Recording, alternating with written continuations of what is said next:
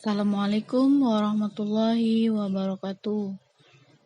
Baik, pertemuan kali ini kita akan memasuki tema 1, subtema 3, yaitu pertumbuhan dan perkembangan hewan.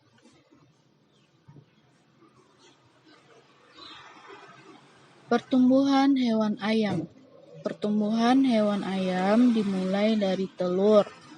Kemudian setelah 21 hari dierami induknya, menetas menjadi anak ayam. Kemudian setelah itu menjadi ayam muda. Lalu setelah ayam muda menjadi ayam dewasa.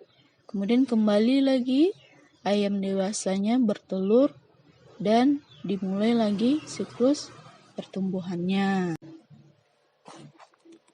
Keberagaman agama-agama di Indonesia.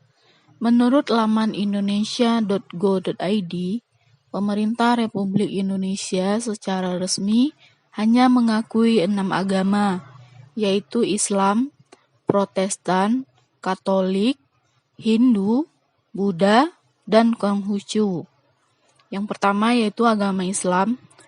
Mayoritas penduduk Indonesia sebanyak 87,2% memeluk agama Islam. Saat ini ada lebih dari 200 juta Muslim di Indonesia. Kemudian yang kedua, agama Kristen Protestan adalah sebuah denominasi dalam agama Kristen yang muncul setelah protes Martin Luther pada tahun 1517. Jumlah penganutnya di Indonesia yaitu sekitar 6,9% penduduk Indonesia. Kemudian yang ketiga yaitu agama Kristen Katolik. Di Indonesia berawal dari kedatangan bangsa Portugis ke Kepulauan Maluku, dan orang Maluku adalah yang pertama menjadi Katolik di Indonesia.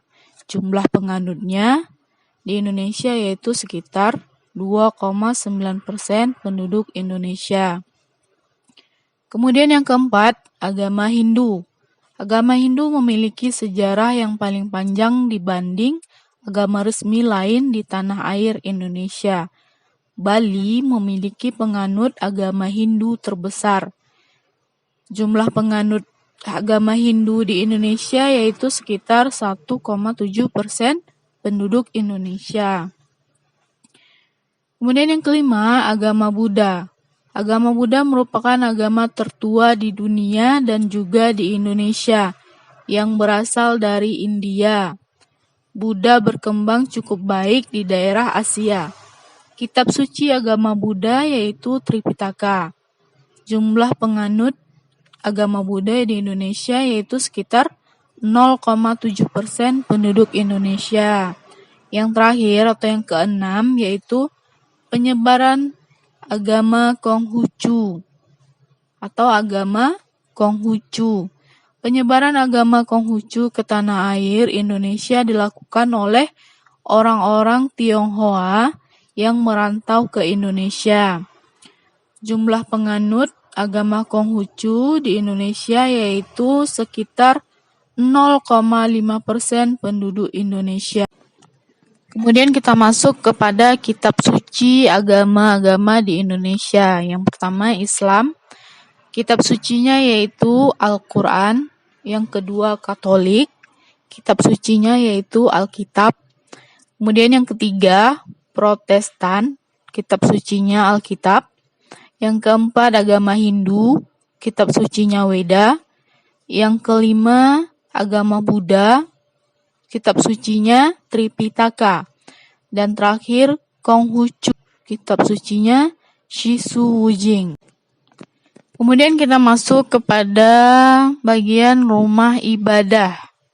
Rumah ibadah agama-agama di Indonesia yang pertama yaitu Islam disebut masjid. Kemudian yang kedua yaitu agama Katolik namanya gereja. Kemudian agama yang ketiga yaitu Protestan, tempat ibadahnya atau rumah ibadahnya disebut gereja.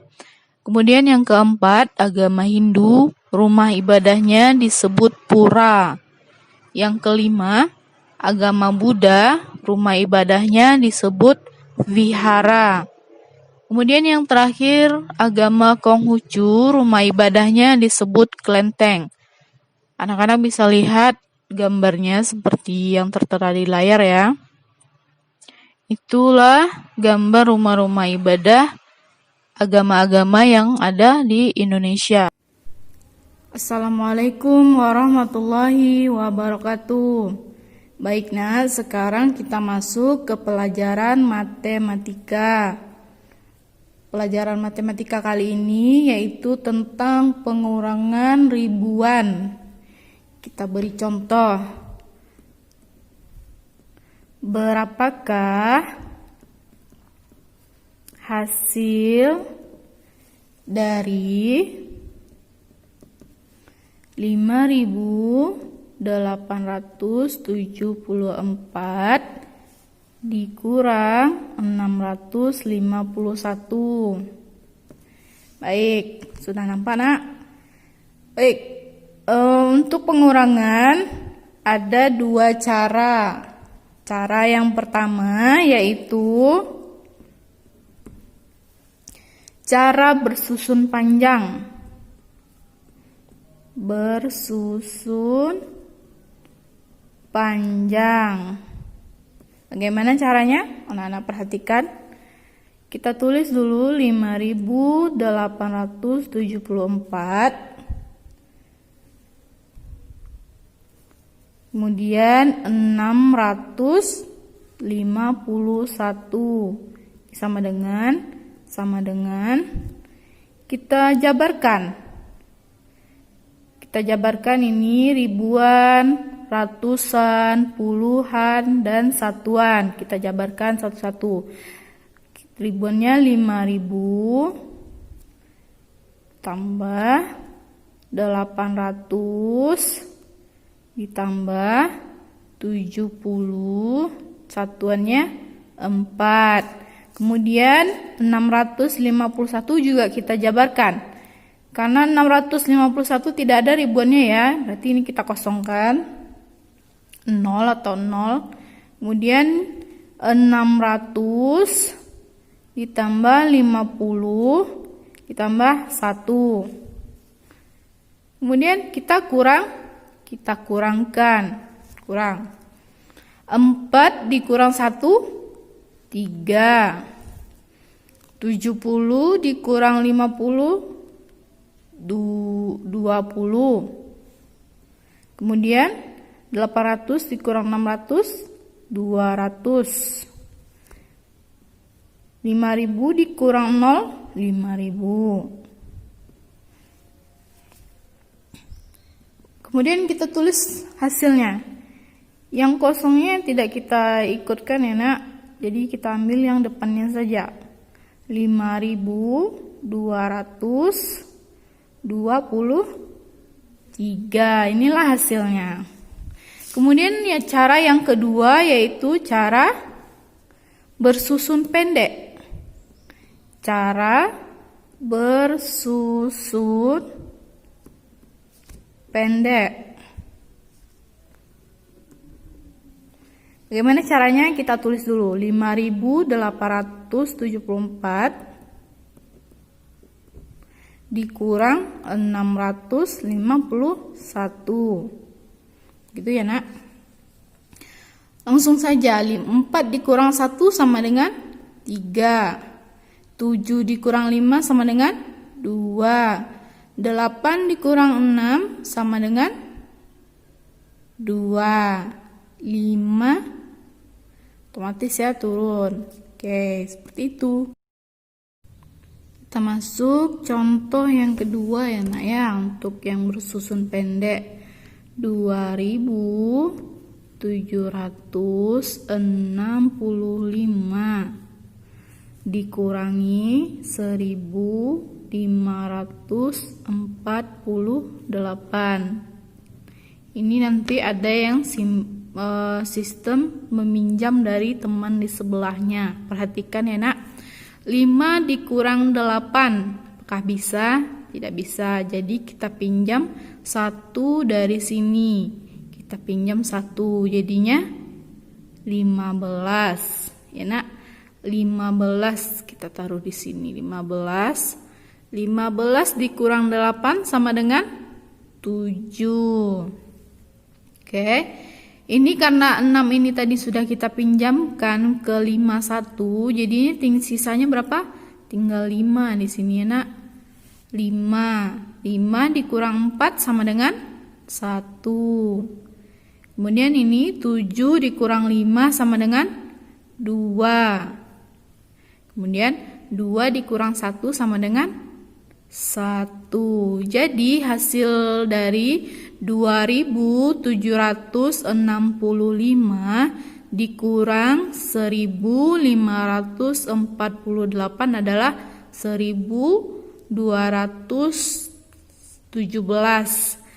1000-1000-nya, kemudian 2 adalah ratusannya, kemudian 1 adalah puluhannya, kemudian 7 adalah satuannya. Terima kasih.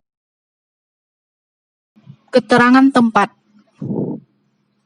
Bila kita membuat sebuah kalimat sempurna, yaitu kalimat yang di dalamnya terdapat unsur SPOK atau subjek, predikat, objek, keterangan, maka K-nya adalah keterangan. Nah, kali ini kita akan membahas mengenai keterangan tempat. Keterangan tempat adalah suatu jenis kata yang memberikan atau menjelaskan informasi tentang suatu tempat atau lokasi. Kata depan atau preposisi yang menandai keterangan tempat adalah di, ke, dari, sampai, pada. Perhatikan contoh berikut. Nisa menjemur sepatu di teras. Kata yang digaris bawahi adalah keterangan tempat pada kalimat di teras. Kemudian contoh yang kedua, ayah berolahraga di taman. Kata yang digaris bawahi merah adalah di taman. Itu menandakan keterangan tempat.